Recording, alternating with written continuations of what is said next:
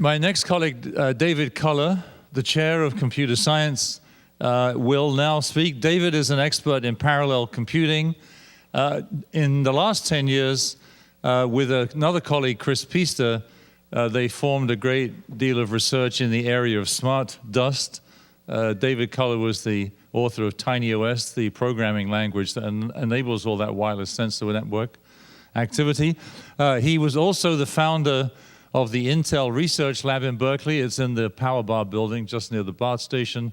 And he's also the founder of a company called Arch Rock, which was recently acquired by Cisco. And so his talk will build very nicely on what Arthur just described in terms of demand response. David informally described some of his work as demand response on steroids, and it's about this cooperative grid. So with great applause, please welcome David to the podium. So thanks, Paul. And it's being new to the energy area, it's an honor to follow Arthur Rosenfeld. I think I'm going to follow some of his thermal management as well. So I thought that I would, and I think the other thing I'll do is start a little timer here so that no matter what, I end up on schedule here.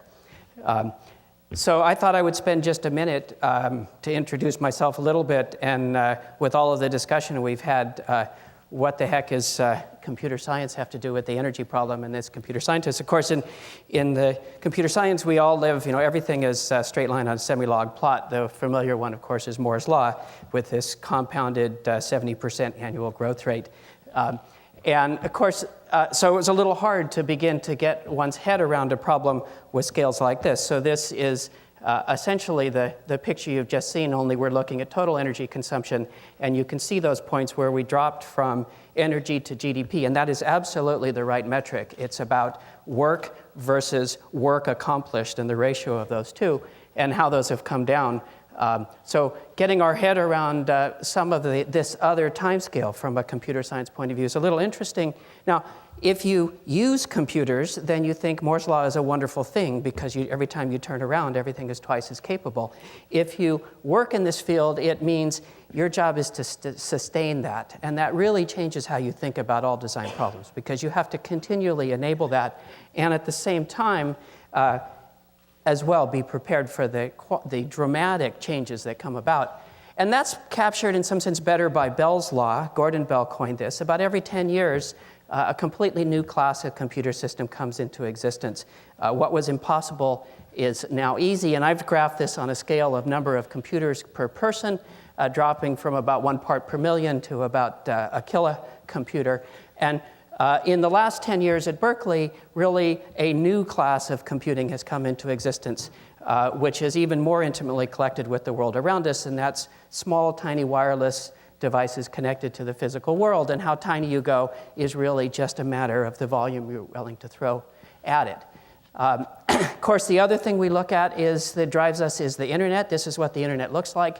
Well, actually, this is what the internet looked like in 1997. In 2007, the big change is that we had massive services within the core. Google, for example, Stanford gets credit, but the technology invented here. And in that was 97, 2007. The other little change was we had grown from a mere 250 million devices to about 1.5 billion with things like cell phones. But what you really should have your eye on is what the internet looks like in 2017, which is now deeply interwoven in the physical world, and probably 70% of the 10 billion devices we'll be looking at that will be physically connected. And this is a capture of just some of the projects over the last decade here at Berkeley. Inez Fung recently in HydroWatch looking at ecophysiology of water systems, Todd Dawson with redwood trees before that, Steve Glazier with buildings, Greg Fenves with the Golden Gate Bridge. We measure just about everything. That's what's key here, and this is the world the technology that we begin to bring to bear on this larger energy problem.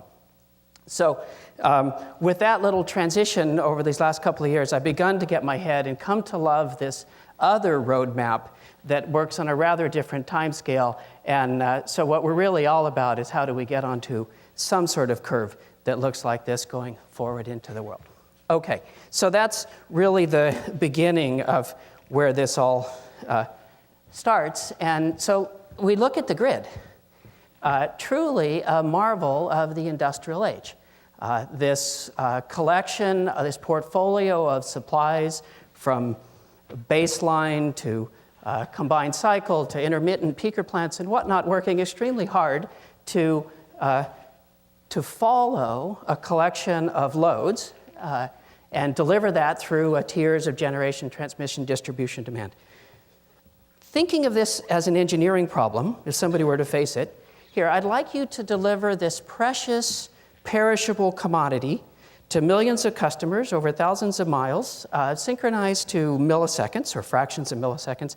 And oh, by the way, there is no inventory anywhere in the supply chain, and nobody ever places an order. You'd probably say that's an unreasonable engineering problem. Of course, we've achieved it, and we achieved it in large part. It was the Faustian bargain of the industrial age, right? It was that free and plentiful source of high-quality electricity that allowed industrialization to go at a phenomenal pace.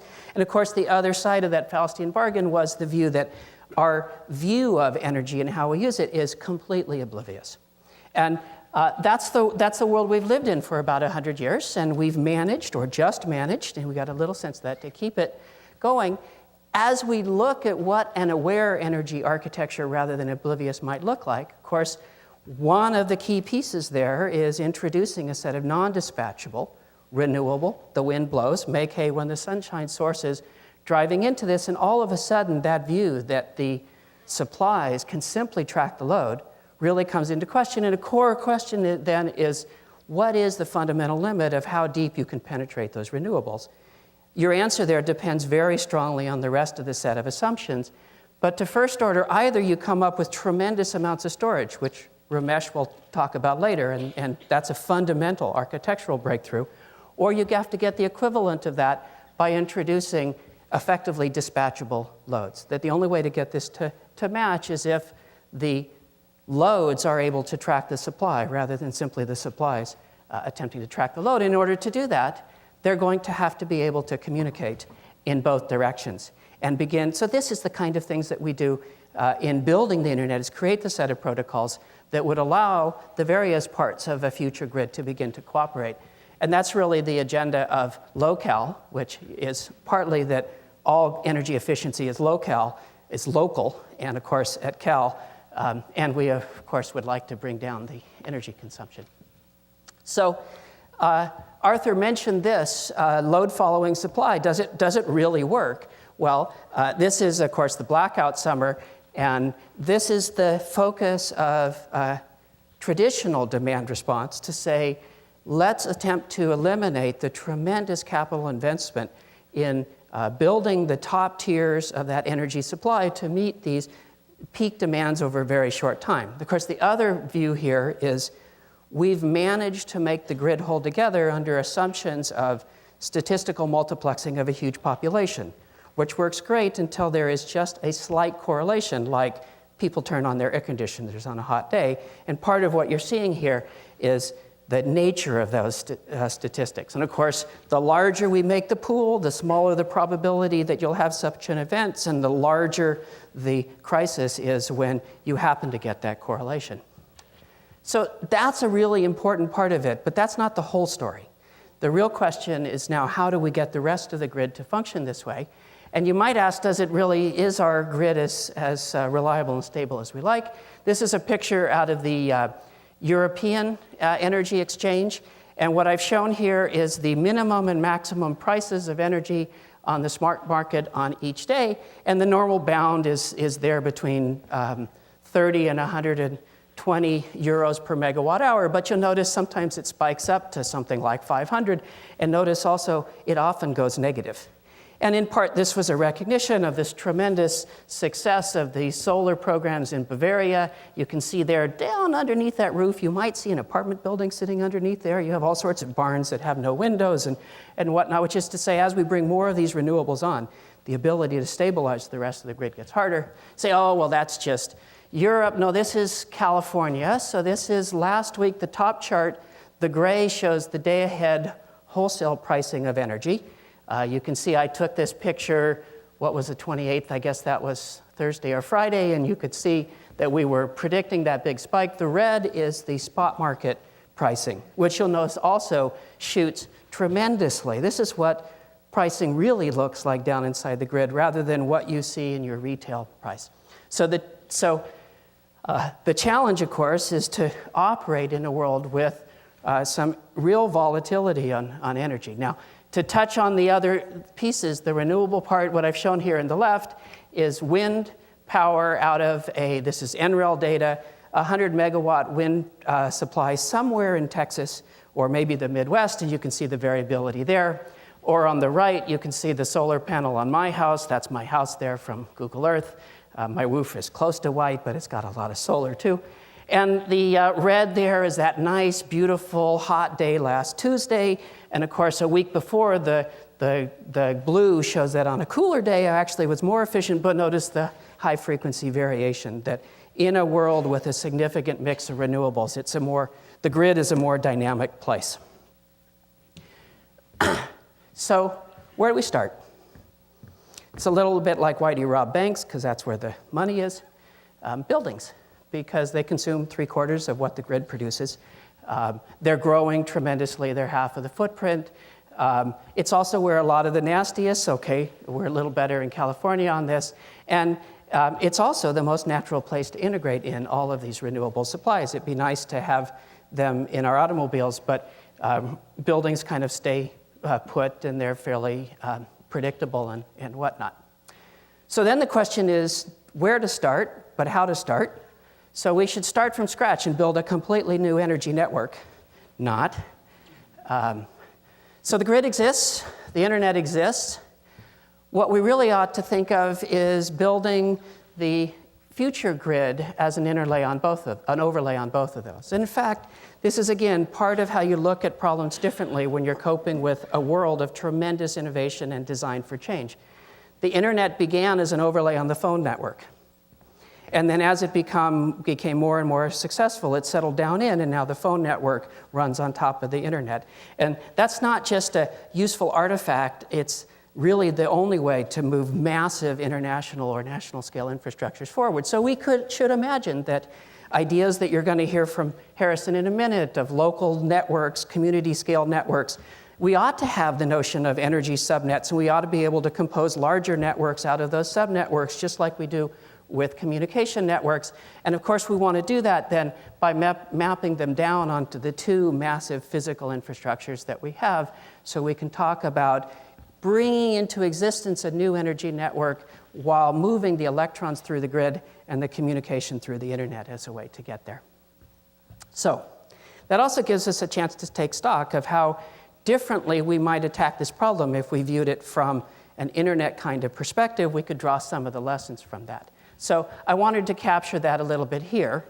Number one is a narrow waist, that all different kinds of uses and application, you run over all possible technologies through some very narrow waist. This is an absolutely radical point of view. It's a completely different business model than anything we deal with in utilities and buildings to date, because it really says that I cannot depend on that relationship all the way from the ground. I have to prepare for everything to change below me or everything to change above me.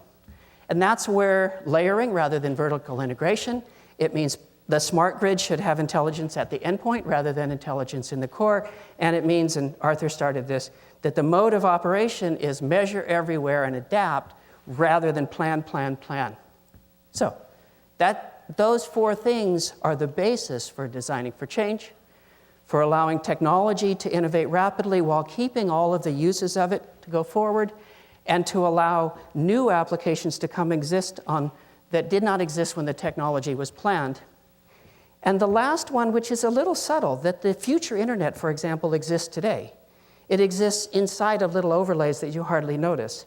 And that as a tool is really quite a powerful one. So that we should begin, last one, of course, is the web. Oh yeah, that little thing. Simple, open, machine-readable formats, everything should be that way. We should begin to think, we could think on a campus scale about creating a virtual private grid. Never mind where exactly the electrons are, where they come from. I can begin to identify collections of loads, perhaps a campus, and collections of supplies, the standard portfolio that's out there represented by the ISO, as well as particular renewables that are non-dispatchable. I can begin to put those together and at some level cause them to operate in a balanced fashion. So a concept we can carry forward. Okay, so the other lesson in computer science in Soda Hall is a phrase that we refer to as eat your own dog food. So it's very easy to view these things as out there. It's very useful to come to terms with sort of facts on the ground. So this is a picture, we talk about buildings. These are buildings on the Berkeley campus. And I've shown you energy density, kilowatt hours per square foot versus total energy consumption. Notice no economies of scale, bigger buildings less efficient, newer buildings less efficient, higher technology less efficient. So I began to look at this. There's Soda Hall. So one thing to pull out is when we talk about buildings, the national average, for example, for office space is about 15 kilowatt hours per square foot, and on average, we're about average. But if you look at all of the heavy parts of it, we represent on campus a microcosm of the larger industry. We've got IT, we've got data centers, we've got semiconductor manufacturers, we have biotech, and a significant portion of the high-density use is that combination of industrial as well as environmental. So I thought I'd take a look at my building, Soda Hall, computer science, IT. I was amazed. It's a 0.5 megawatt light bulb day in and day out, even during the curtailment. What is, my gosh, going on there? And in particular, what's going on when there seems to be nothing going on? How could this possibly be? And if there's one lesson to take away from this talk, energy, it's do nothing well. We focus on performance and do nothing well. This would suggest we don't do nothing particularly well, so I began to go in and dig into that, and I did all of the surveys and inventory. You can break it down, and there's lighting and there's HVAC, both big steady piece and a variable piece. And of course, this is IT. I got all sorts of about 1,000, 1,500 desktops, and I've also got, because I invented all these clusters and they were successful, about 1,500 of those. So all of this IT load and the HVAC to support them. So IT is actually a useful place to go after some of this problem. And we could say, yeah, it's about 2% of the total problem. It's fastest growing. We could argue about whether that's worth going after. It happens to be about the same size as aviation. At the very least, we should say if any place should be leading, we should go tackle these techniques and apply them every place. So with that, at least it's a shame. And I want to take away one other thing, that this view of doing nothing well really ought to change how we think about engineering. So whether you're in architecture or any other part of engineering, what's the approach? You design, plan, size, and test against full load. That's about safety. That's about performance. That's about benchmarking. You leave some headroom and a safety margin, and then you operate it at partial load. And you stop there. That's the wrong place to stop. That's where you begin to now start paying attention to energy. So, great example. If ever there was IT that ought to be fully utilized, millions of customers, here's Google, here's utilization and as a PDF, and thousands of servers, millions of customers, on average, it's 25% utilized. And that's about as good as you ever get. The problem, so let me take you through just briefly, a little surprisingly simple arithmetic, but bear with me. If we designed systems so that they were power proportional, then the energy consumed, or the power, which is really the rate at which energy is consumed, versus the utilization would look like this.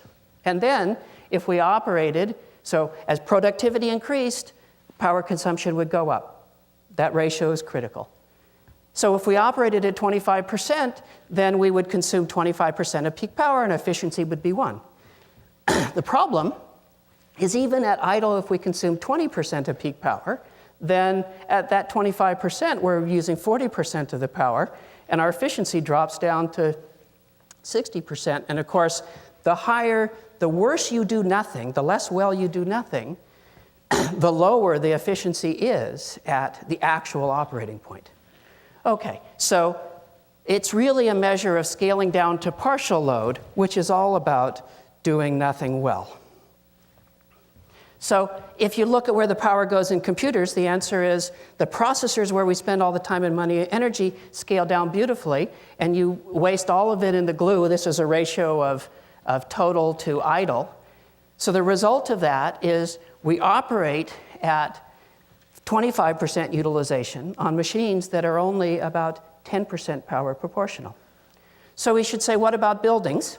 So let's go through that. And this one, sometimes when I go and look at data, that, we get a little anxious about this is my building, and so let's do a little bit. So we spent a lot of time looking at Corey Hall. It's a megawatt load, 950 historically kilowatt versus 1150 peak. So that ratio is 82%, kind of like what each of our processors are.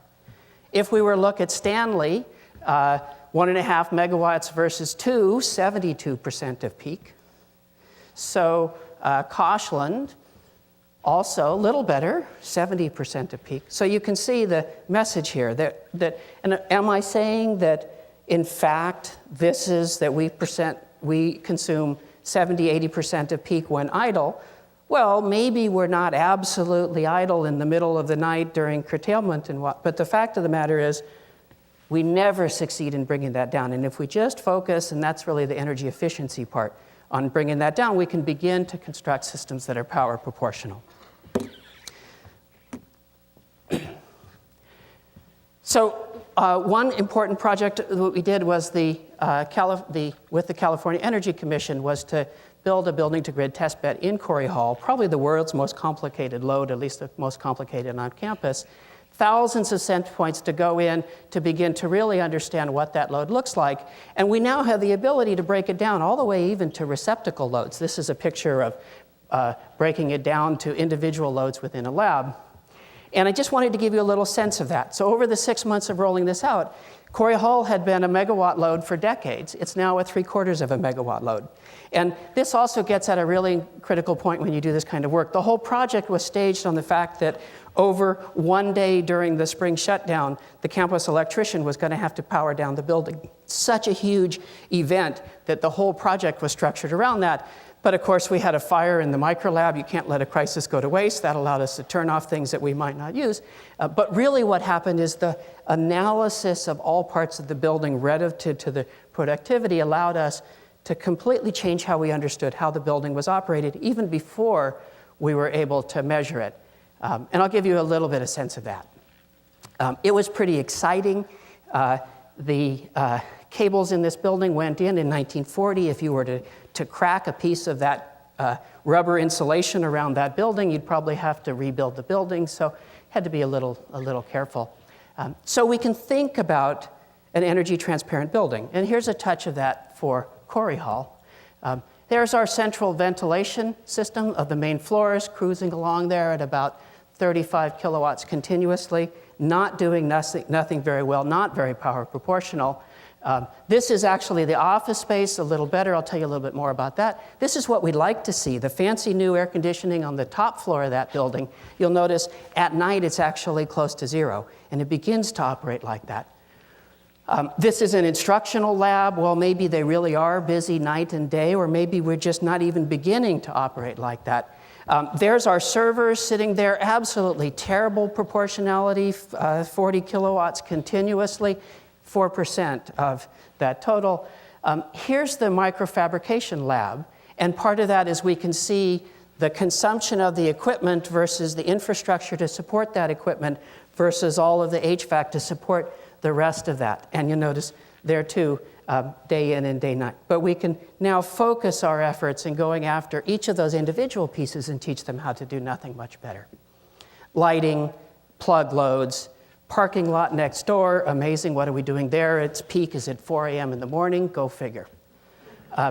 And full of examples. We were doing a monitor-based commissioning while we did this. We eliminated all of the simultaneous heating and cooling down inside the building, and then on a cool April day, the chiller on the roof is going full blast. What's going on? Well, somebody had flipped the switch from automatic to manual. Once we figured that out, then it's operating, doing nothing extremely well, just like it should. So get your eye on the prize and keep it there. We know how to build power proportional systems out of non-power proportional pieces. And let me just do that really briefly. So I've shown you how bad IT is at power proportionality. And yet, so this is a picture of the Wikipedia load over time. What you'd like is to create a system where the amount of power you consume tracks the load. The techniques, very interesting. Essentially the reverse of what we do for load following supplies on the grid. That what we do is we have a front end that manages scheduling and distribution and power. You, at any point in time, have enough machines running to service the continuous load, and you essentially have enough computational spinning reserve to account for the unpredictable spike that's just ahead of you, to make sure that you can service that while bringing on the next stage, and you can continue to track that. And this is just showing a picture that, in fact, you can track huge variations of load, you can predict it, and maintain that level of proportionality. What would power proportional buildings look like? So this is some data from Yi Zhang at Qingdao in cooperation with the TC Center at UPenn. The point, so this is looking at consumption, energy usage and cooling systems across a bunch of different buildings. Those window air conditioning systems, thermodynamic efficiency is terrible, except that people turn them off, right? So part time, part space in buildings is the correspondence of power proportionality. And I'm almost to my end there. This one looking at the effect of centralized, thermodynamically efficient, but full-time, full-space use. So examples of power proportionality in buildings, this was a suggestion from our building manager. Soda Hall has a 200-ton chiller. Echeverry has a 50-ton chiller, both of them running continuous all the time. If only we could pool those resources, then you could imagine that 10 months out of the year, both buildings could run on the little chiller, and 2 months out of the year, both buildings could run on the big chiller. Those kind of ideas are what we're doing in other places. Could we begin to apply them here? So, haven't gotten to the last part. It all begins with waste not, do nothing well. Power proportionality, focus on peak performance for safety, but then optimize for partial load. And then we can begin talking about sculpting and shifting so that we begin to negotiate and use energy when it is available. Let me do that just really quickly. We talked about refrigerators. Down inside of refrigerators, we measure everything. There's our cooling cycle, there's a set point and a guard band. In fact, even within that little window, we have considerable energy slack that we could begin to schedule. The question is when. Examples of that might be, rather than demand response at the entire building, just by adjusting the guard band, this is what it would be like when the wind is blowing, I've got my wind trace at the bottom, just by expanding the guard band, I would be more efficient with a slight degradation in service when energy is expensive or when it is brown, and utilize energy when it is green, and shift the blend that I consume into the green sector. Adding just a few refrigerators, and I'm drastically moving what fraction of the band I draw from the renewable sources when it's there. Same idea applies here. I've got storage, I've got background processing, I've got degradation of service, so I can begin adjusting the industrial process. And we need to think about everything we do in terms of how to make it proportional. Then I can talk about availability notification coming in, about forecasting, and have this active agile load interacting with variable supply on the other side. Center for the Built Environment have done great work in showing how some of the energy efficiency, saving 30% by increasing the guard band by 1 degree, or 30% by just reducing the air volume. So we're moving to a direction where each physical building, you can imagine a cyber analog of it that's monitoring everything and controlling relative to an interaction with an external supply on the other side. Key there is to get horizontal layering, breaking the pieces apart, and in fact, that narrow waist we've now really succeeded in constructing for physical information, to where we can begin to think about all sorts of new applications coming into existence around this body, where everything from the grid data to the building data is all integrated into the same place, which would say a cooperative grid, all of the loads are monitoring, modeling, and mitigating. In order to shift, they're in communication with supplies and communication in the other so that you can forecast, track, and even market, as well as bringing availability and pricing back. Thanks.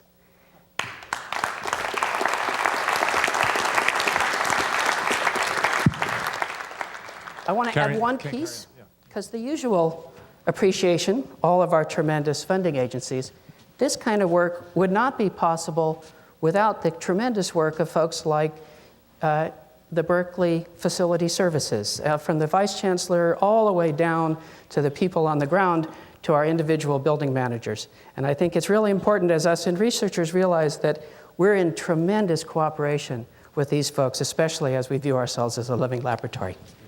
Well done.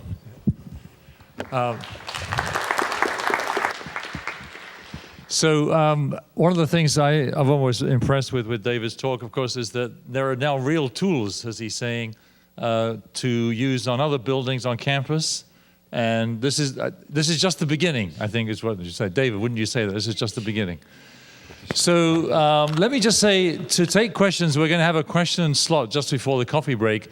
So wherever Tiff Drayson is, I'm going to get her and her staff to pass around pieces of 3x5 card. So please write your questions down, if you'd be so kind, over the next 25 minutes while Harrison is speaking.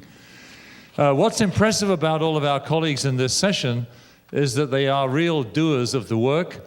And Harrison spends a lot of his time flying around the world, visiting China and Europe to see the kinds of things that are done in these EcoBlock-friendly, fully integrated environments. And so, having seen him speak before, I know you're going to be fascinated by his talk and see some of the individual prototype environments that he's rolled out in China with his colleagues and students, and some of the fascinating work that he's been a consultant on for in Europe in terms of waste management. So as we've seen, Arthur has reviewed the whole of energy efficiency in the last 20 or 30 years. David is talking about this cooperative grid, and Harrison is talking about cooperative environments in the same way. He's been a dean of the School of Architecture and Environmental Science for many years, and now he's leading this spearheading work in these EcoBlock and well-integrated environments. Please warmly welcome to the stage. Thank you. Thank you. Am I on? I'm on. So one of the ways you could think of this talk in reference to the introduction is I'm trying to put together the energy savings part of the McKinsey graph and the renewable part of the graph together in a whole system. And the work that I've done is over the last 5 years with students in our college, students in ERG, trying to see if we can't design neighborhoods that are really zero carbon in operation. And the reason is pretty simple. You all have seen this graph, which traces the generation of energy and the CO2 consequences. If you look at the United States, it's pretty clear that buildings and transportation represent about 65% of the challenge. Now, it's been argued, in fact, I think David had it on his graph that he went by very quickly, that we need to have an 80% reduction in CO2 emissions by 2050 if we want to have just a 2-degree temperature rise. And what terrified me yesterday was that I think it may be too late. So part of the issue I'd like to bring up is there sufficient urgency and collaboration to meet that challenge? So I got into this with my students in China because of the extraordinary growth in urban development and the corresponding growth in CO2 emissions. And you all know that what they do is they model some of the worst of our precedents. They are incredibly efficient at building a tremendous amount of housing, but they use a superblock model where they use roads to define a very large piece of property, and then the developer goes in and meets the planning guidelines with repetitive buildings, and the whole thing is gated. So here it is. You can see the arterials that are about half to 1 kilometer square. The fence goes around, the gate's there. You get saluted when you come in. And the consequences are really tough. This is 700 meters square. You have a setback. You have, in this case, I think 2 entrances, a huge number of people. This is 10,000 units on that piece of property. And the consequences are terrifying. It almost guarantees that the car is the only mode of transportation because you can't get out except for a couple of places, and therefore walking and biking is almost impossible. The access to public transit is very difficult. In fact, in some cases, the public transit is right next to you, but you have to walk out one side, around another side, back another side to get to the public transit. The traffic congestion is terrible in the arterials because everybody has to use the arterials for both local and through traffic, and the CO2 emissions are terrible.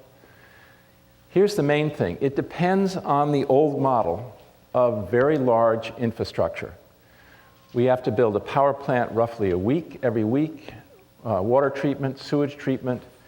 They scrape everything to build these superblocks, and therefore they have tremendous landfill, and you end up with this traffic problem. Obviously, that system requires big distribution. And we even saw in Art's talk the losses involved in these systems. One of the things that China has a goal is to have 20% of their energy from renewables, and they're following the big utility, large infrastructure installations in remote locations where the resources are the best. But again, those require huge distribution systems, hopefully smart systems, but they're very expensive and they still have tremendous losses. So I'm going to try to argue that maybe we should be doing this at the local scale, at the neighborhood scale. And why the neighborhood scale? Even though, let me just give a caveat, we should be doing these strategies at all scales. But I'm going to argue that the neighborhood scale is particularly promising. And this is because you can think of the water systems, the waste systems, and the energy systems together with transportation.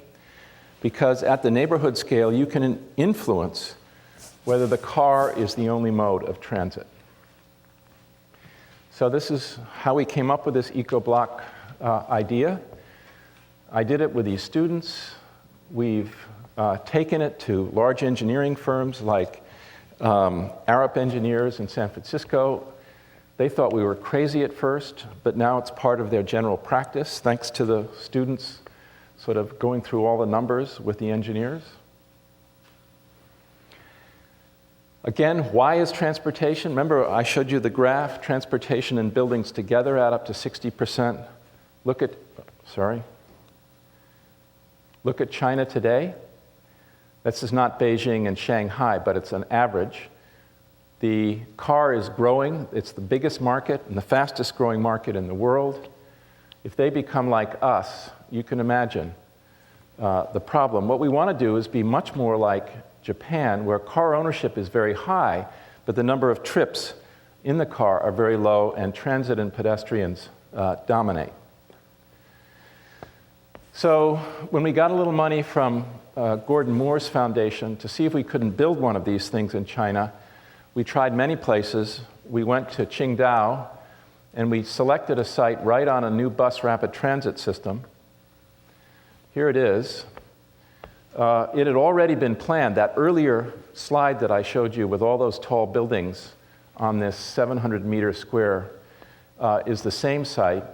And we ended up deciding we would try to run a side-by-side experiment where this is about streets and blocks using our whole system integration. And it works like this. And these numbers have changed dramatically. This is an older slide. What we decided to do is first do all the conservation measures, and you'll see them in a minute. The conservation measures, the passive solar, the daylighting, the shading, the white roofs, everything. And then, if you use PVs on the roof and as shading devices, equal to about 10% of the floor area, and building scale wind machines on the tall buildings, roughly 30 to 40% can be gotten in each of those areas. Forget these numbers.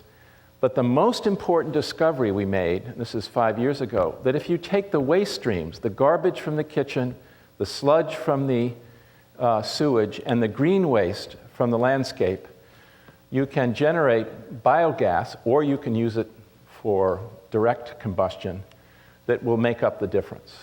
That was the big discovery for us. So let's go through, how do you do this? And everybody said there's no silver bullet.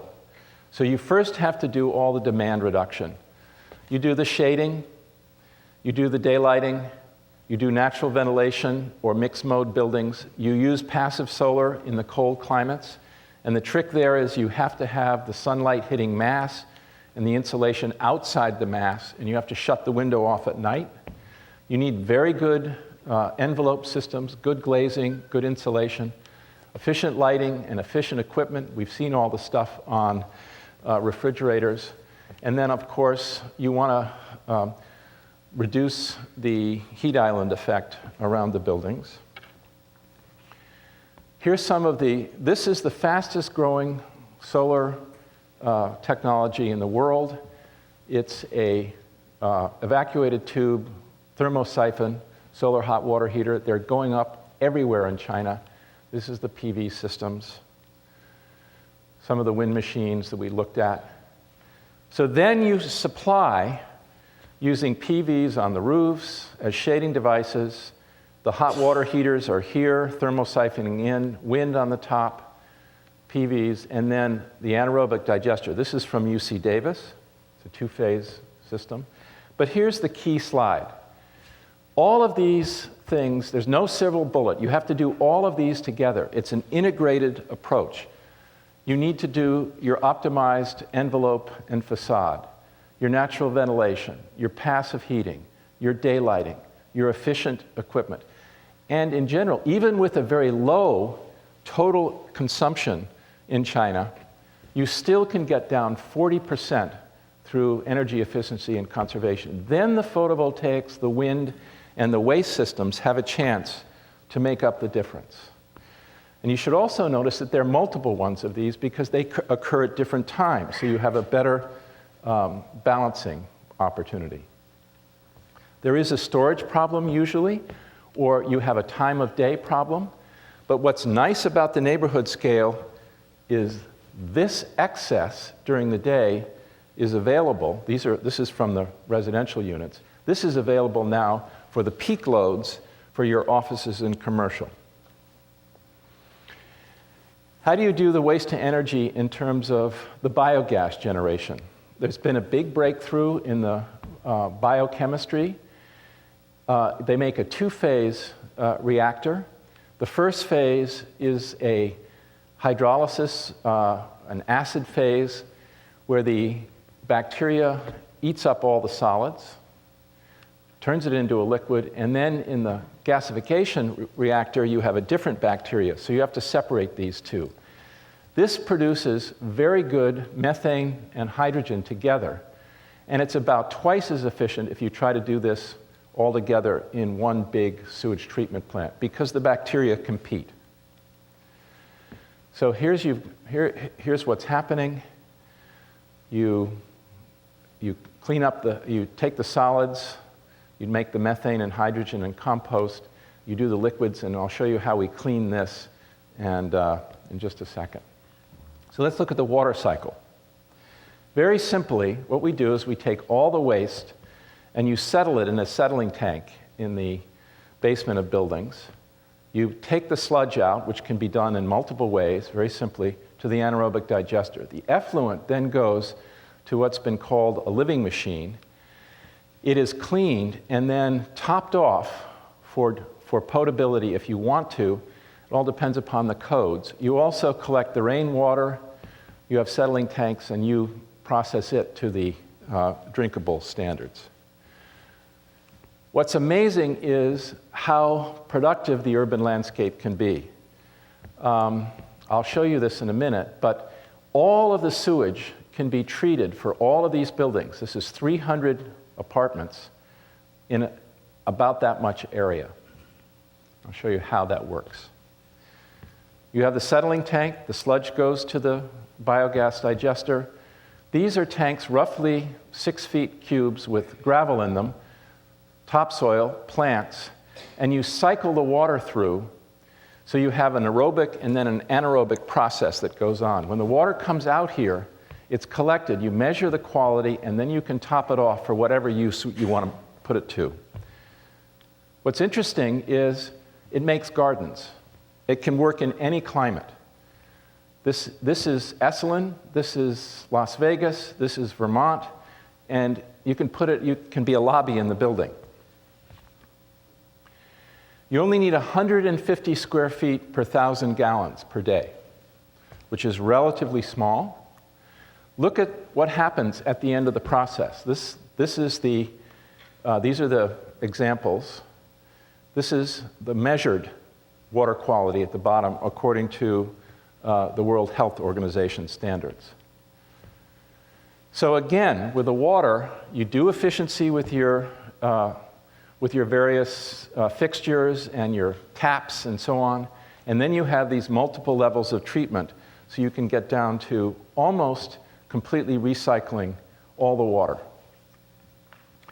What's interesting is you can do the gray water system at this scale, but you want to bring the sludge and garbage and green waste at the larger scale. So there are multiple scales that are optimal. You can use stormwater. I could do a whole thing on stormwater. We've studied this a lot. Every single stormwater system in the United States is now undersized because of the frequency of our 100-year storms that are about every other year now. And rather than re-engineer everything with big pipes, we can use the landscape. So this is just some examples. I always like to show this because for those of us in the bioengineering area, the urban landscape is probably the most underdeveloped resource for doing a lot of these functions, and there's much research to be done there. So this is our answer to the EcoBlock, which is to create streets and courtyards and to make an urban landscape that does all these functions and turn the buildings into platforms for the renewable systems. We can do this here. This is at NASA Ames. My students and I collaborated with a team that was doing some of the fundamental planning for this project, which involves the UC system and other campuses. It's to create a research campus here, a residential neighborhood, a hotel and visitor center, and labs and parking all along Highway 101, using all the same principles. What's really cool is you can custom design these systems by making buildings that are very climate responsive. This is one of those office labs. And the really neat thing about doing this down at NASA Ames is you can night vent the space between a raised floor and a concrete ceiling with a very low velocity fan. You bring in the night cooling and you have a cool ceiling and you deliver, it basically cuts about 80% of the air conditioning load out by night venting and using the thermal mass of the building. And then you shade it, you put the PVs on the roof, you can even put some wind machines as towers over the atrium. And you use daylighting throughout. And it can work for low-rise high density, it can work for laboratories, and it can work for high-rise high density. Okay, how do you make this work? It's wonderful to follow David, because to make all of these systems work, you have to do what David described really well. You need to have a fourth infrastructure. You need to have the IT system that is collaborative with all of the various sources. You need to know, you need to have, you need to integrate everything. You need to have it needs to collect the right information at the right time and deliver to the right people in the right way. All of the systems have to be interlocked, and you need to communicate with each other and the operators and even the providers. It's so interesting because Siemens and Cisco were so excited about the EcoBlock, they've come and done workshops with us to begin to try to see if they can set up a system at the neighborhood scale with these renewable and conservation strategies, because they see it as a tremendous market and business opportunity in the future. Okay, so the message is we can do this. The technology is here. We can balance these systems. The sad thing is there's tremendous inertia in the development process. Most of the developers in China aren't interested in this. They're making too much money by just building inside the superblock and plugging in. Their regulation may make a difference, but it hasn't happened yet. We had the big economic slowdown, so the NASA Ames project, and then we have a project also at Hitachi, which is to make another transit-oriented neighborhood that is a whole system like this. So in the meantime, I went on sabbatical and I went around the world trying to find first-generation efforts to do this. And I'm just going to show you 4. They're about half a dozen to a dozen, but these are the most interesting ones, and I could spend a long time on each, but I'll just try to get to the takeaways on each.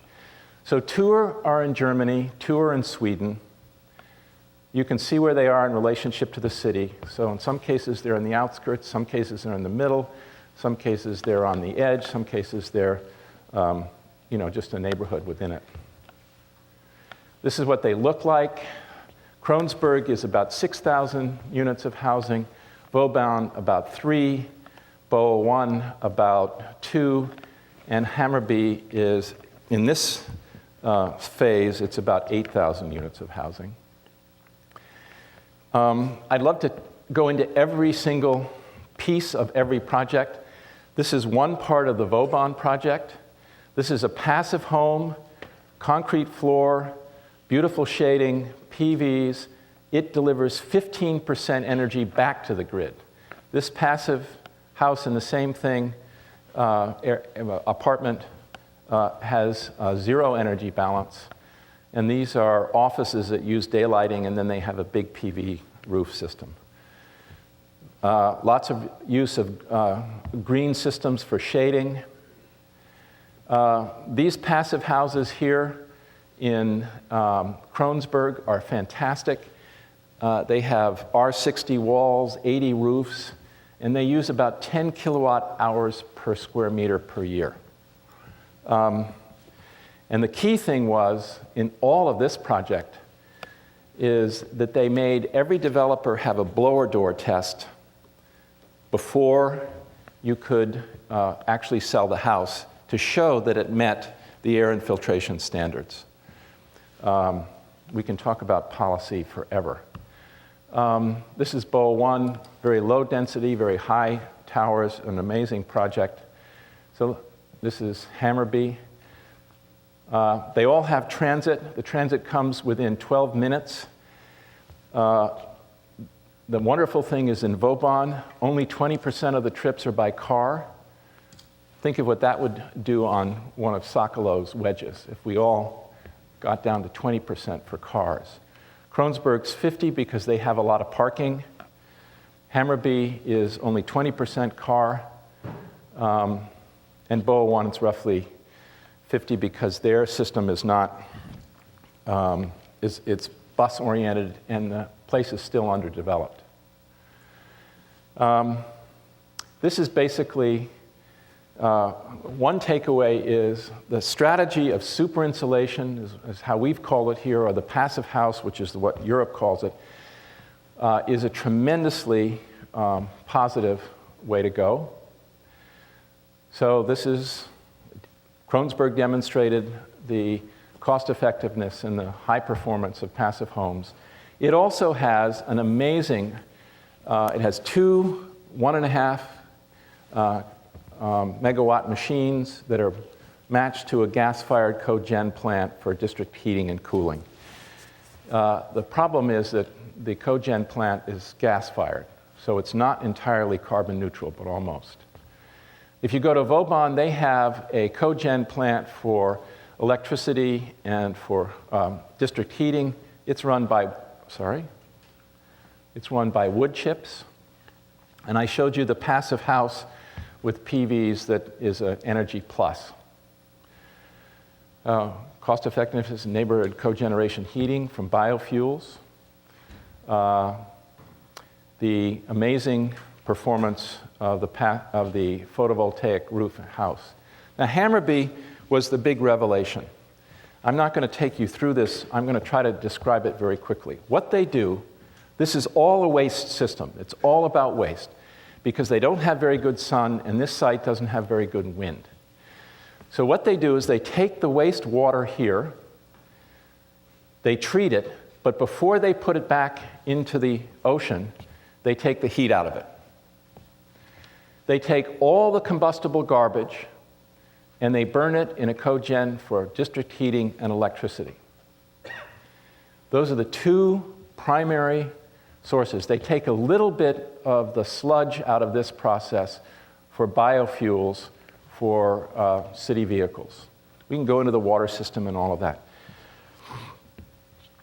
But this process, if they had met the energy efficiency standards in the real performance of the houses, they would have gotten, 50% of the energy from those waste streams, from the recovery of those waste streams.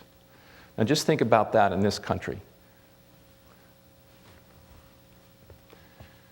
If you then take the BOA 1 project, they had one wind machine, a very large one, which was running an electric heat pump using seawater and groundwater as the sink for creating heating and cooling. The match worked perfectly. They were able to provide all of the heating and cooling and electricity by this system. Okay, that's what this says. So if you look at all of them, what's really interesting is Vauban is almost zero carbon. About 30% of the electricity is bumped up by having gas because they don't have enough wood chips. In Kronsberg, it's completely balanced except the cogen plant, about half of it comes from gas. Hammarby would have had 50%, but they have about 23%, roughly 20%, coming from the waste stream.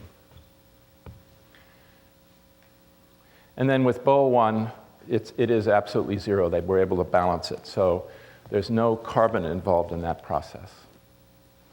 So what are some of the challenges in all of this?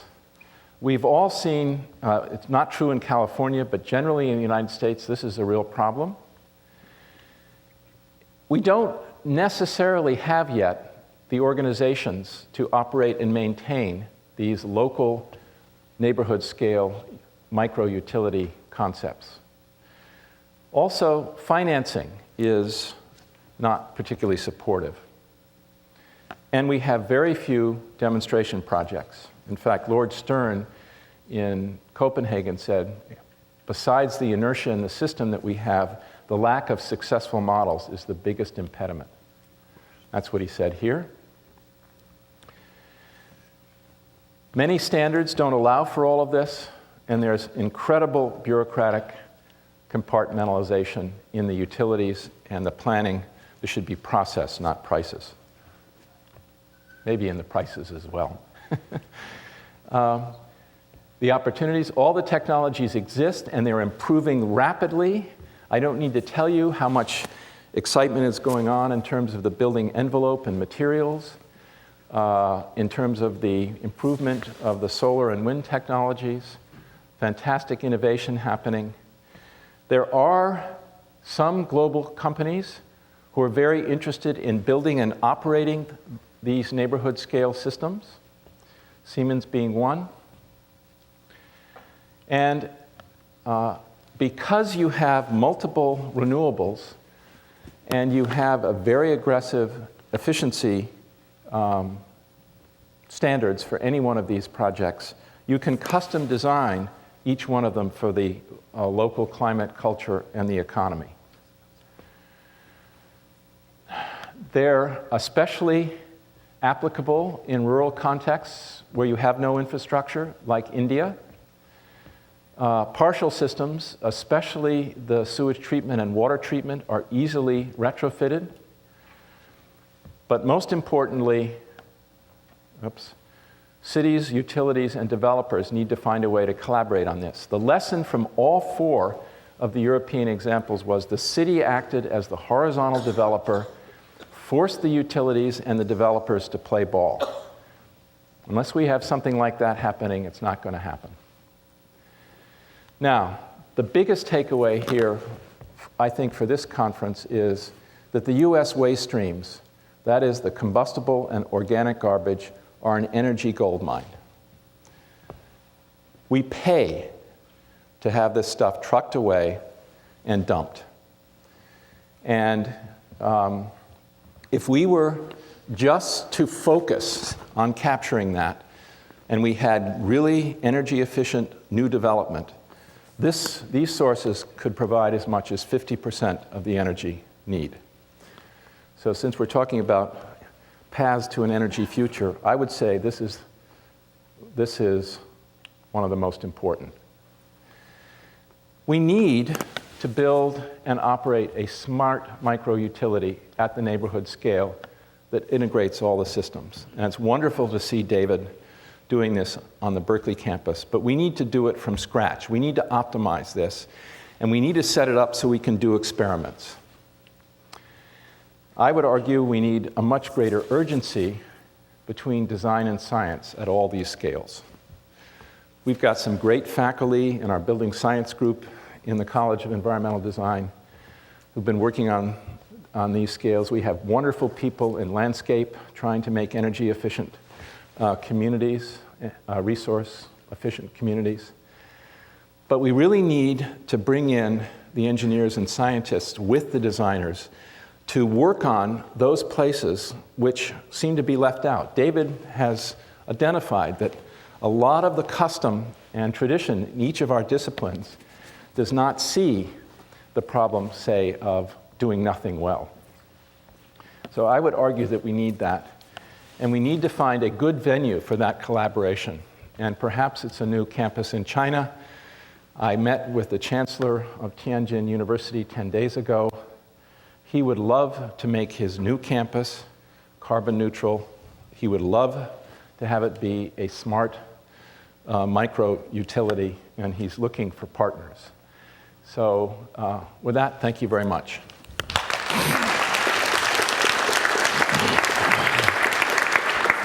Ladies and gentlemen, in view of the time, we were going to take a break right now. And please enjoy coffee outside. Please address our three speakers with individual questions, either right here in the auditorium or outside.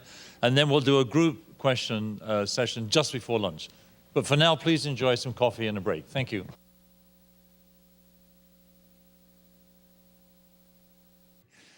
Professor Jeff Bokor is a scientist at the National Lab, on Berkeley Lab. He's a distinguished professor in electrical engineering and computer science. And as a member of Citrus, he leads our Marvell nanofabrication lab, which is a big part of the new building.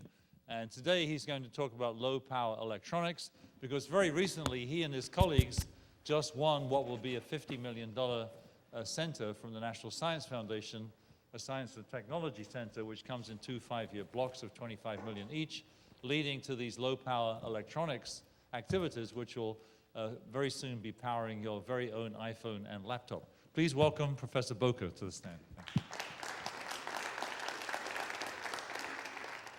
Thank you. Thank you, Paul. Yeah, I'd like to talk about electronics.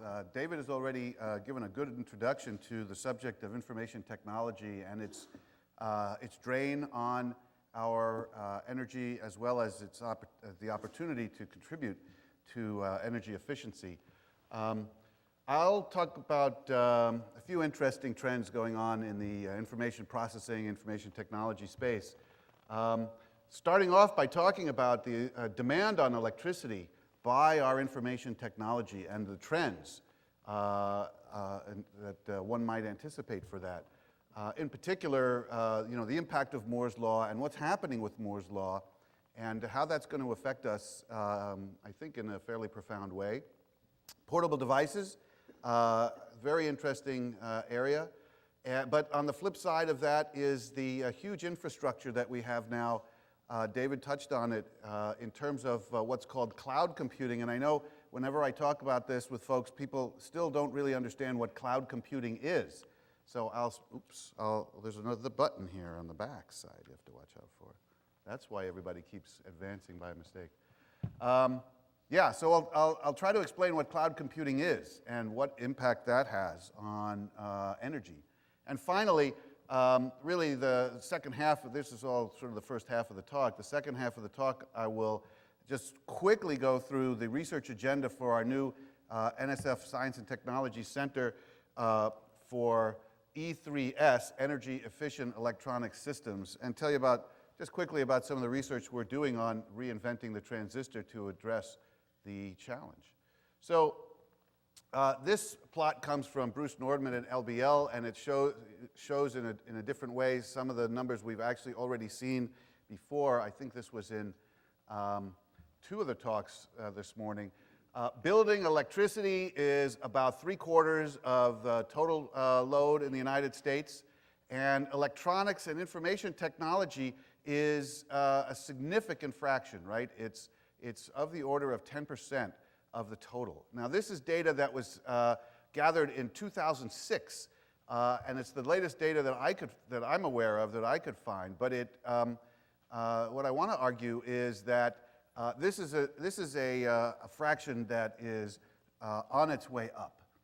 Here is a graph showing the worldwide market for semiconductors and electronics. And what we know is that this business, the information technology industry, has been growing rapidly, and it's been continuing to grow rapidly. The semiconductor industry is busy pumping out more and more chips at the rate of about 15% a year in terms of revenue growth. Now, there are some bumps and so forth in this curve, but the trend continues to be up. All of those chips, virtually all of those chips, are going to get plugged in. And we're all using more and more electronics in our homes and in our infrastructure. And so, Paul asked me to be brief, so I'll have to keep an eye on that. So, where is that taking us? We're now, in this neighborhood of 10%, but the amount of our economy that's based on information technology is growing, and that means we're going to be plugging more stuff in. Now, here's Moore's Law. This is what's been powering this tremendous, fantastic growth of this industry. Every 2 years, they roll out a new processor at Intel, which has got double the transistors, and more transistors translates to more capability. Now, through the 90s, somewhere in the middle of the 80s, you might remember, the personal computer became a consumer product. And some of you might remember the big, that was a shock even to Intel, right? They had that floating point bug, you might remember, somewhere in the mid-80s, and they learned they had to act more like a consumer electronics company than some sort of very specialized engineering supplier. Well, they learned that lesson pretty quickly, and developed the world's greatest, practically the world's greatest business model, which was, of course, Intel was powering what was the PC industry through the 80s and much of the 90s. In fact, all the way through the 90s. Here's a consumer product that cost, in those days, remember, PCs were a couple $1,000s a pop. Now they've come down a lot in price more recently, but here's a consumer product that costs a few $1,000s, and after 3 years, they get you to throw a perfectly good one away and buy a new one. I mean, that's a terrific business model. Terrible for, the recycling and the environment and so forth, but a great business. Think about it. See, if you can think of any other consumer product that has that property, that you'll throw a perfectly good one, in the range of thousands of dollars, you'll throw a perfectly good one away and buy a new one. Maybe the closest analogy I can think of, I used to say ladies' apparel, but then I got in trouble for saying that. But clothing is maybe one example. You'll throw away a perfectly good $2,000 suit. Check out Paul Wright, best dressed man on campus. I hardly ever see that guy wear the same outfit, I couldn't resist. Sorry, Paul. Okay, so this is a tremendous business and powering tremendous growth. Now things are changing. You're not replacing your PC as often as you used to. I'm going to talk about that in a little bit. Actually, though, it hasn't slowed down the rate of growth of the industry, that the fact that people aren't replacing their PCs so fast anymore, because Moore's Law has now evolved to a new regime where instead of just getting you to replace your PC, this is powering all these new gadgets. Cell phones, digital cameras. Here, down along the bottom here are your game systems. How many of you have old dead game systems for your kids that have been upgraded to the latest and greatest? The iPod, now the iPhone, HD TV. Suddenly the TV industry has finally figured this out. They've finally hit on this business model. They get you to throw away a perfectly good TV and buy a new one. That's the strategy for 3D TV coming out in just a few years in a electronics store near you. So this has been a tremendous economic engine for growth for the, certainly for the United States and the entire world. But it's producing more and more stuff that's getting plugged in. So these numbers from 2006, I think, are way out of date. Now, to say, on the other hand, that it's important to recognize that this continued growth really continues to power a very important economic engine for the whole, for our whole world economy. So it's not a frivolous thing. It's important. And if we were to break out of this business model of continuing to bring out more powerful, more exciting, more capable electronics, what would that do to our society? We've all gotten so used to this. Okay, now portable electronics, you say, hey, portable electronics, we don't plug those in. But of course, you really care about the battery life in your portable devices. So there's another imperative for reducing the amount of energy that our chips are gobbling up in portable electronics. And by the way, portable electronics do plug in, right? I mean, Art talked about the inefficiency of, I think it was David talked about the inefficiency of these things. They sit there and suck power when there's nothing plugged in to be charging them. And we need to do a much better job of having these things, do nothing well, as David says. But you plug your portable gadget in there and suck power out of the grid to charge it up. So your portable devices are plugging in and also putting demand on our system. Now, along with that are these mysterious things called data centers, right? So in a survey conducted by a bunch of people, including Kumi and others at LBL, looked at the load of our information technology infrastructure on the grid. In 2000, these data centers represented about 0.5% of the world. By 2005, it had doubled. And here we are in 2010. I've talked to Kumi, where's the data for 2010? Well, there hasn't been any funding to do that study, but we need to do that. But you can bet that it's growing. Now, what are these data centers? Well, these data centers are what's powering the cloud. And what is the cloud? So the cloud, you're familiar with some of these names, Google, Amazon, Yahoo, Facebook, eBay. These are huge, think about it. You just see a web page there, but there are huge warehouses filled with computers that are serving up these requests for service that you get from all of these entities. But the cloud is much more than Google and Yahoo and eBay. There are all kinds of services that you use. If you stop and think about all the websites that you go to that are huge services, airlines, right? Communications, news, music, games are online now, blogging, Wikipedia, entertainment, ESPN, YouTube, IMDb. All of these services and the number and capabilities of all of these websites continue to grow. If you think about, a few years ago, you might have known about one or two of these things. Maybe because you're here, you're sort of geeky, and maybe you were a little ahead of the curve, but even if you think back to your own activity on the World Wide Web, it continues to grow. And now we're moving even off the web into, apps on the iPhone. But it's all the same thing. Back behind the curtain are data centers that provide this power, this compute power, and they suck a huge amount of power out of the grid. This is a relatively recent Google data center, 3 giant warehouse buildings packed with custom-designed racks of computers that Google designs, top secret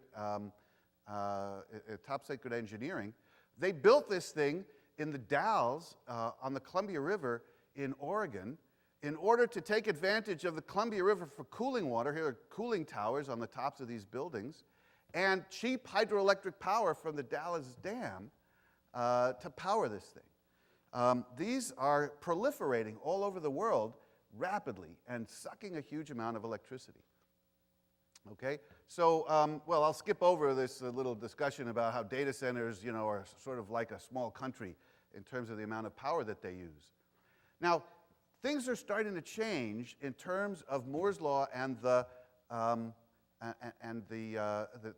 evolution of the integrated circuit technology. Here's a plot. It's a busy plot, shows a number of things versus time. Here we are in sort of the new era of the 2000s, and here the number of transistors on a chip keeps going up. But now back in the 80s and 90s, you might remember, the big thing you would ask somebody who just got a new computer was how fast was it? And it was, you had 500 megahertz, and then you had 800 megahertz, and then you had a gigahertz, and they kept going faster and faster. That's this curve.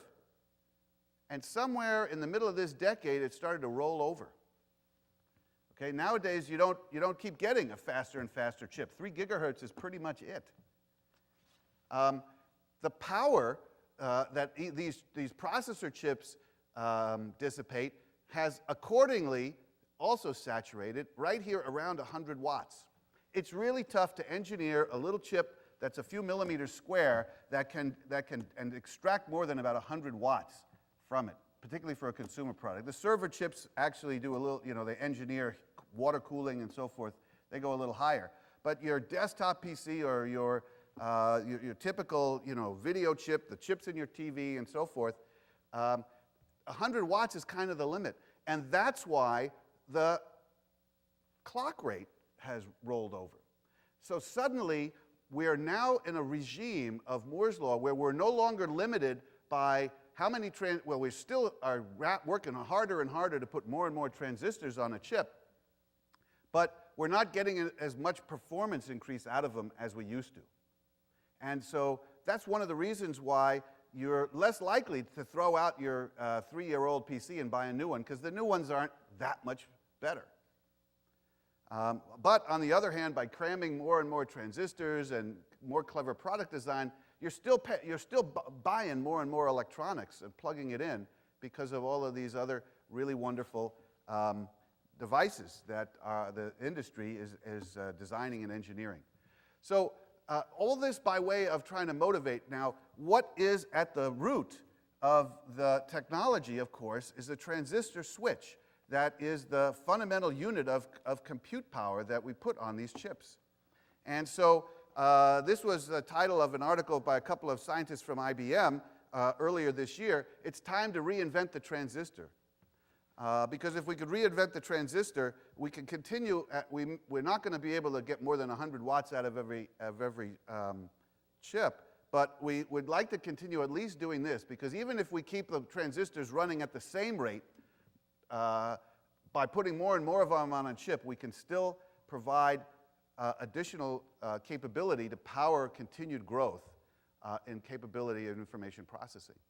So this leads me to the agenda for this new research effort. It's not so new, but a new center to sort of help power and accelerate research at Berkeley and elsewhere. We have partners at MIT, at Stanford, and some partners in terms of workforce training as well in community colleges at Tuskegee University. So this new NSF-funded Science and Technology Center has as its primary agenda to reduce the amount of energy required to switch a bit. Okay? And now, we have to do all the things that previous speakers have talked about, do nothing well, turn those computers, those data centers, a huge amount of effort in engineering those data centers is to try to balance the load, as David talked about. When you have, so the amount of energy that the data center is using should be proportional to the requests that are coming in. There's all these other efforts. We need much better power management on our PCs. How hard is it to get that darn PC to go into standby mode overnight? How many of you have struggled with trying to make your Windows PC do that, and then you wake up in the morning and the darn thing woke up for some reason you can't figure out why? We need to do better at all of those things, but down at the core, inside of all these electronics, we actually have transistors that are switching. That's where that's really where the energy is going. That's at least where we'd like to get down to where that's where most of the energy is going. So if we can improve on that, we can make a big impact. Okay? So the mission of this center is to do fundamental science and engineering at the very device level to reduce and that's really down at the core where the energy goes in information processing. Okay? So we have 4 different thrusts in this center. So one of them is, let's look at the transistor itself and see if we can figure out how to re-engineer it to make it more efficient. Then we have some radical ideas for new switching. For example, go back to the old days of mechanical relays. If we can make mechanical switches at the nanoscale, we can actually be competitive, and it turns out we can have a lot better energy. Much lower energy. Photonics for communication, high-speed communication at much lower. How can we reduce the energy required for photonics? And then finally, we have sort of our fundamental science, which is what is the actual fundamental physics limit for how much energy is required to process one bit of information, and how can we sort of understand that and make progress towards those fundamental limits. So I'll just very briefly in the few minutes remaining just give you a flavor for what the agenda of the research here is. A transistor is a device in which we apply a voltage at the input, and when we put a voltage 1, a few volts on the input, we switch the output to go on or off. So here is the current that flows through the transistor as a function of the input voltage. Now there's some fundamental physics that governs this in the transistors we make today. Just to mumble some high-tech fancy physics words in front of you, the MOSFET switches on and off by modulating the height of a barrier over which thermal electrons go over. And because the electrons are at room temperature, when we vary the voltage on the input, we get a gradual increase in the current as the faster moving thermally excited electrons go over the barrier. So what we'd like to do is figure out a way to re-engineer the MOSFET so that rather than controlling the current through it by modulating the barrier height and controlling and having thermally excited carriers go over that barrier, we want to re-engineer it and use a different physical mechanism. The one that looks most promising and the one we're concentrating on is quantum mechanical tunneling and modulating the size of a tunnel barrier. That's as far as I'm going to go into the depth of the physics right now. Nanomechanics, really interesting idea. Instead of switching, moving bands around and tunneling or thermionic emission like in a semiconductor, let's just open and close a mechanical switch. Now, if we can make the size of the gap when the switch is open to be in the nanometer scale, it turns out we can make the current go completely to zero. And when the two conductors touch, we can get a pretty darn high current. And we can make that switch extremely steep. The design is to apply a small voltage to this gate.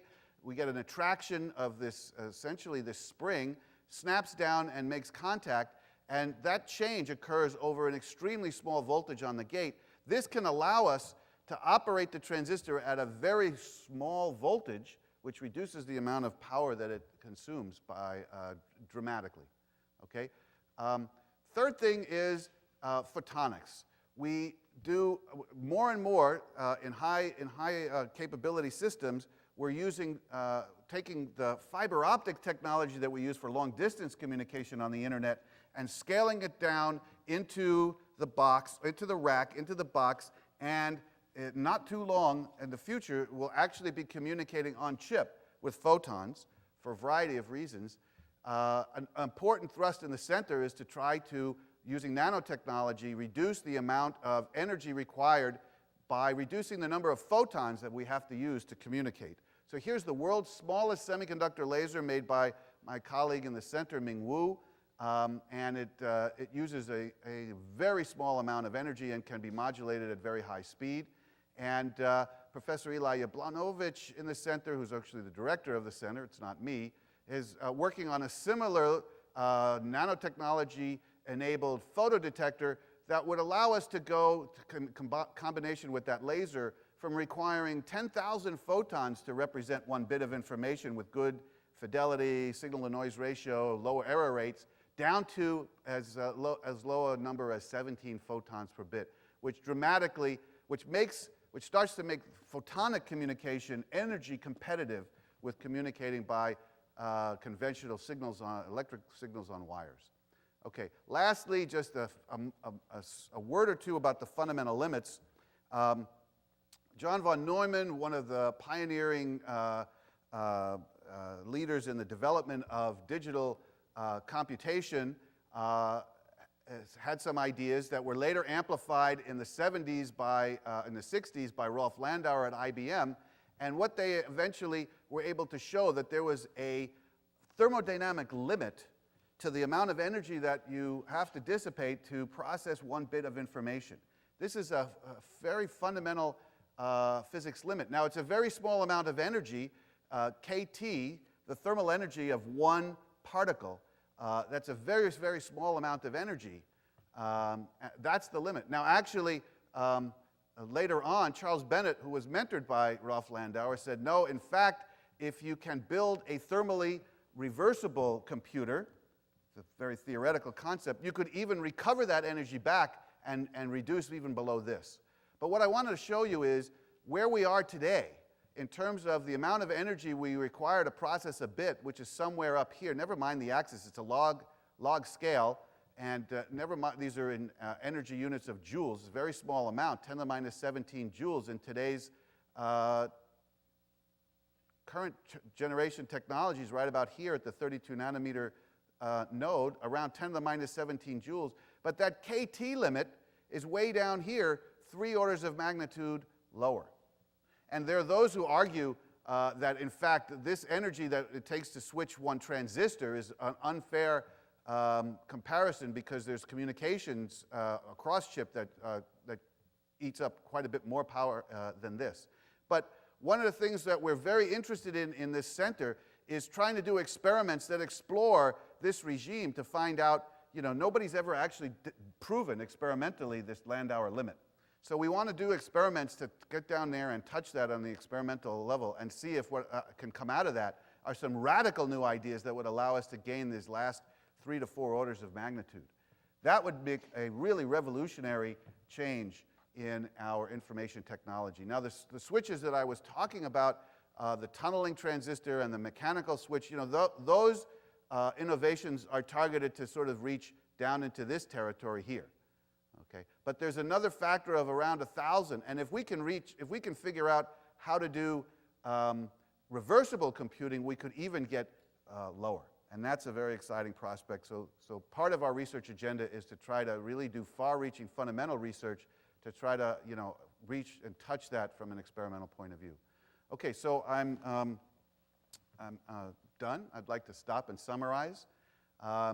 Couple points that I'd like you to remember from this talk. One is that the power per chip is basically saturated. It's very hard to engineer chips that use more than 100 watts. Multi-core helps in terms of getting more performance out of the same amount of power by exploiting parallelism. Because if you think about it, you have all those transistors, you're going to dissipate 100 watts. If you can be more effective at having more of them operate at the same time for that same 100 watts, you can get a lot more compute power out of the same 100 watts. So there's a tremendous amount to be gained by improving the transistor efficiency. That's really what I meant by this bullet.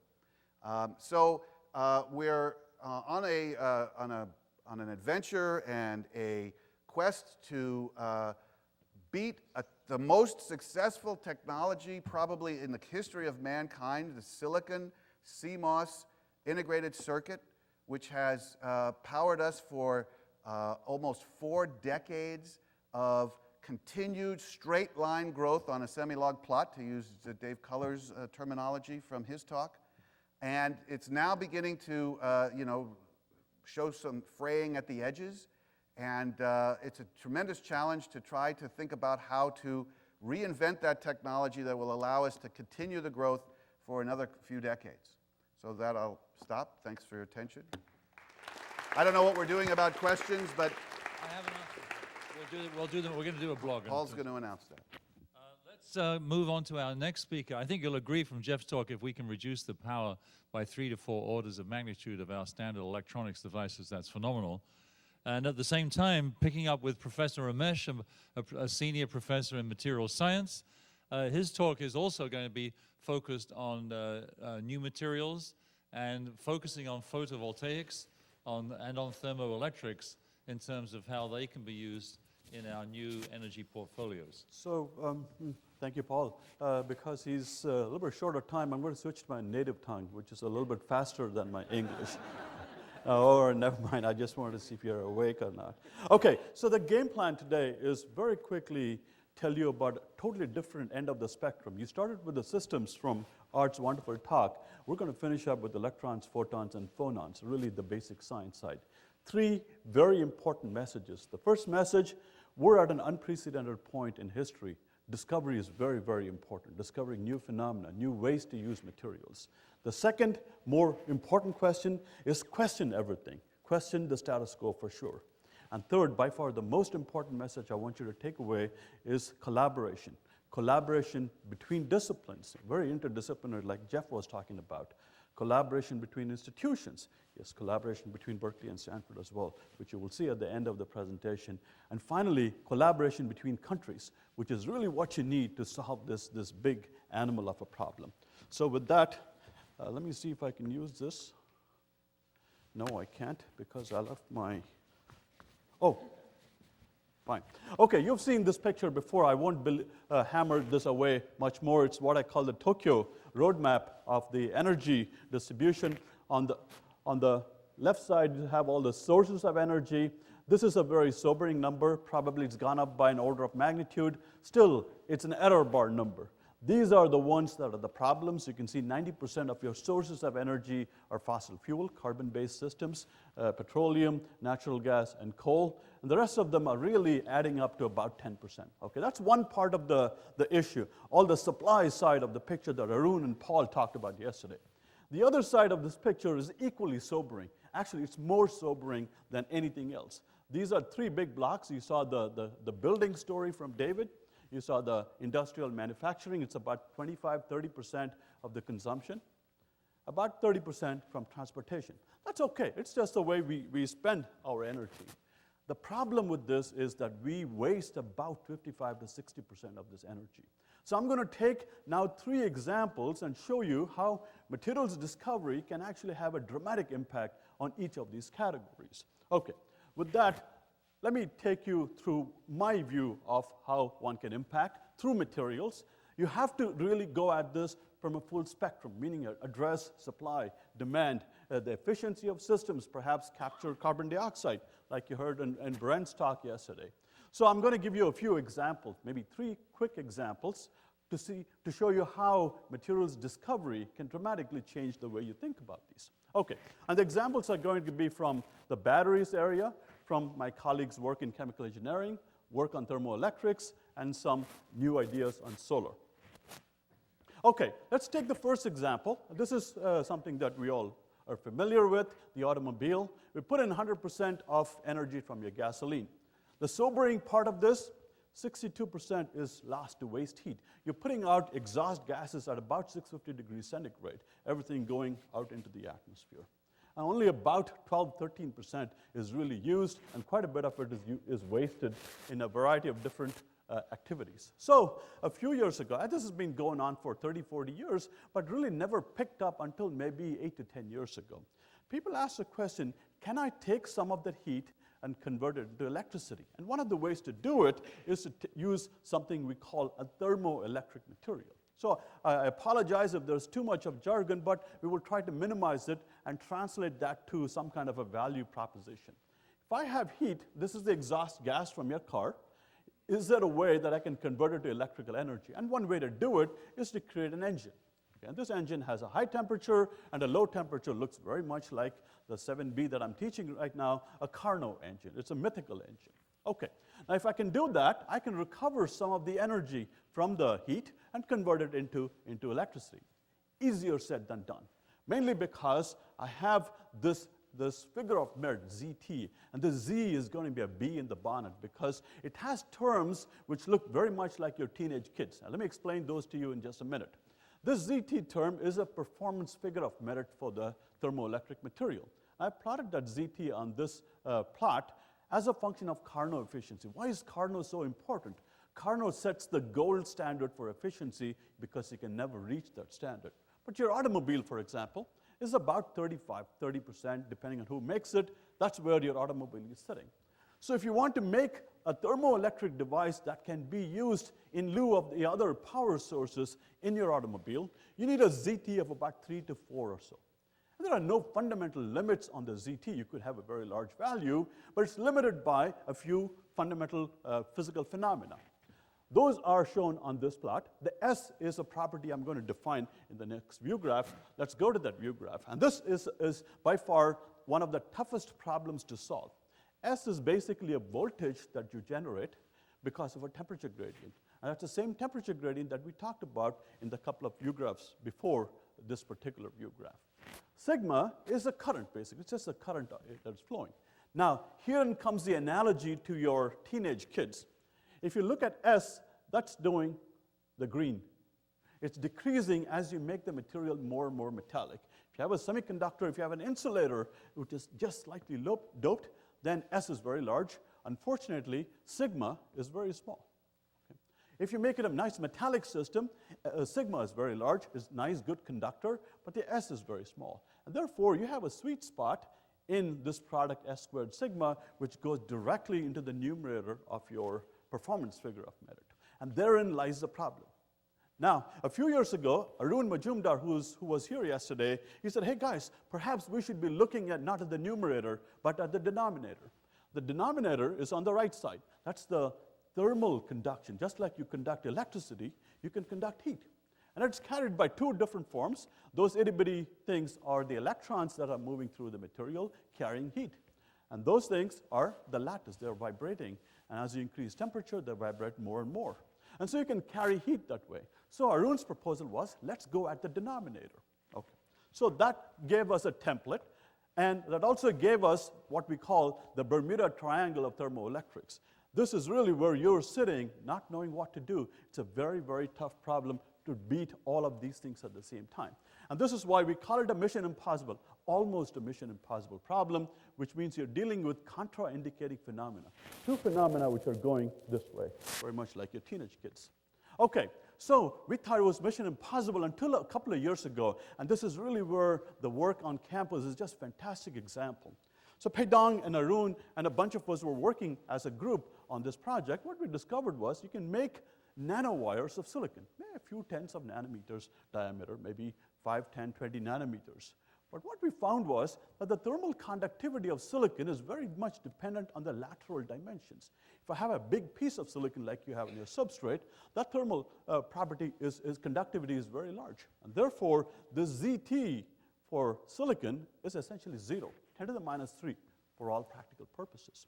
In contrast, if I make it a nanowire like we did here, it has a much larger ZT, a ZT of almost 1. And therefore, this opened up a totally new way of thinking about it, where we said, hey, no Bermuda Triangle anymore. We can actually solve this by going into these kinds of dimensions. And therefore, there's a new company that started. One of my students who worked on a totally different thermal problem picked up this technology and is working with Peidong Yang, and Alphabet is now looking for funding and trying to build up this whole technology base. Let me spend a few minutes on the second problem. This is a problem that's being addressed by a bunch of people, particularly Nitesh Balsara in chemical engineering. And the question is this. If you look at memory devices, these are just pictures of a DRAM, which everyone's computer has. Typically, you have a gigabyte, a couple of gigabytes of random access memory. Okay. The hallmark, if you go in and look at Hitachi or Panasonic's, anybody's data sheet, the hallmark of a DRAM would be that you can write and read information essentially infinitely. 10 to the 15th writes and reads are the spec sheets for this. So it's a very robust device in terms of a memory. Okay? Then you turn and scratch your head and say, hey, what happened to my battery? Why is it that I can only use my battery for maybe 300 cycles? What happens to this battery? And this is a big, big conundrum, a very, very puzzling. Why can't they last forever? Can I charge a battery, go to the moon and come back, 10-day round trip? Why can't I do that? And so we started by a bunch of people working on this, and it turns out there are many other things which are very dissonant with the semiconductor devices. For example, you heard from Jeff that Moore's law is an 18-month cycle. Just doubling the energy storage capacity took almost 70 years in this case. Okay. So there is a big difference in the time constant of innovation. So what Nitesh Balsara and company said was, let's look at the problem from a fundamental microscopic point of view. What they said was, let's look at what happens when you have the failure in a battery. And it turns out we have a lithium battery, which everyone now has. There is this phenomenon called dendrite formation. It's basically, imagine this crude example that you start growing nails and the nails start touching the ground, for example. That happens on a microscopic scale. These are called dendrites, and they short your device, so you can't use it anymore. So Nitesh said, hey, look, that is coming up because of some mechanical constraints. Let's fix that by going to a nanostructure. And they used some polymers, which are very flexible materials. And that's the nanostructure that Nitesh and company have developed. And that's now being sold or being developed by a company called CO, a Berkeley-based company. Another very nice example of just basic science enabling a big change, or quantum kaizen, as our Japanese friends would call, in the technology. Okay, then the last example is a goofy example, but I just wanted to bring it up just so that we start thinking about these. Again, this you've probably seen several times. How do you capture the power of the sun? And this is basically using photovoltaics, and I will not go deeper into the details, except to say that we have to capture all of this solar energy that's coming down on you using such kind of a silicon-based device. Okay, now comes the question. Can you make it dirt cheap? And the rationale for this is as follows. If you really want to go at fossil fuel, coal, if you go and tell my grandmother or somebody, my cousins living in the village, and say, hey, don't use coal or low-cost fuel, just use a solar cell, they'll laugh me out of the building. So you have to give people an option that is equally viable from the economic perspective. So the question is, can I make the solar cells very, very inexpensive? So the question that we've been asking is, can I take a piece of the Earth, like what you see here, And can I use it directly as a solar cell? That looks like a very goofy concept, but let's go through it a little bit more carefully. If you look at it, these are the main components of the Earth. And you can see oxygen, of course. Silicon is very pervasive, but only 5,000 tons of silicon is in IC grade quality. That's the one in brackets. Most of the 3-4 million tons is going into transformers, which are not IC grade quality. And therefore, this is a cost issue. Okay? And of course, about 60% of the cost of the solar cell comes from the fact that you have to take these very inflexible, brittle framework strings and put it up on the roof. We got to question all of those kinds of assumptions. Why not use some other format to make your solar cells? So the questions that we've been asking are the following. Can you use rock-forming elements, for example, sulfides, oxides, materials which look very much like a fossil fuel, and use them directly as the source of a solar cell?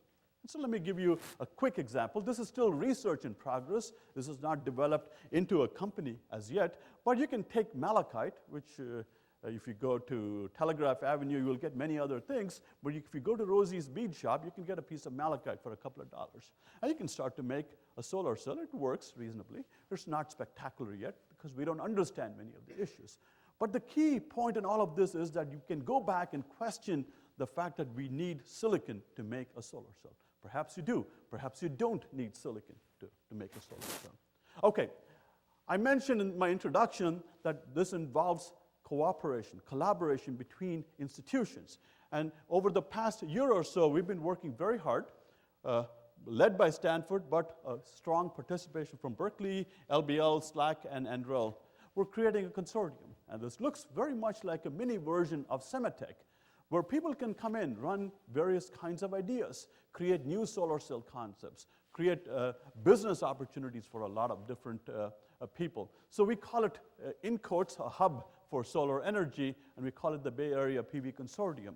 And the Bay Area is by far the best located. We have the whole ethos, the whole culture of doing startups here. All the scientific base exists already. So this is work in progress.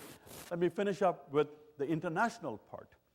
Now, over the last 2 years, Shankar Shastri and a very wealthy alum of Berkeley have been working hard, and I've been working on the technology side, trying to put an initiative with India. And as we all heard over the last 2 days, if you want to do energy and environment, there is just no way you can avoid India and China. You just have to deal with them.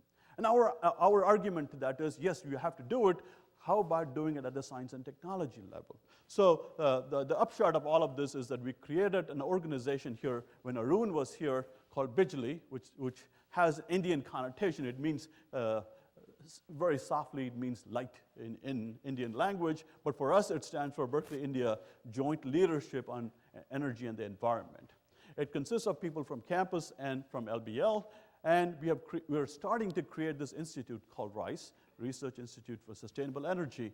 And the goal for this is to create a framework where in India, you will mimic an organization like Berkeley or LBL, where we can work on these ideas of energy creation, converting forms of energy, energy storage, efficiency of energy systems, using the same kind of ideas that I've talked about in the last 15 minutes or so.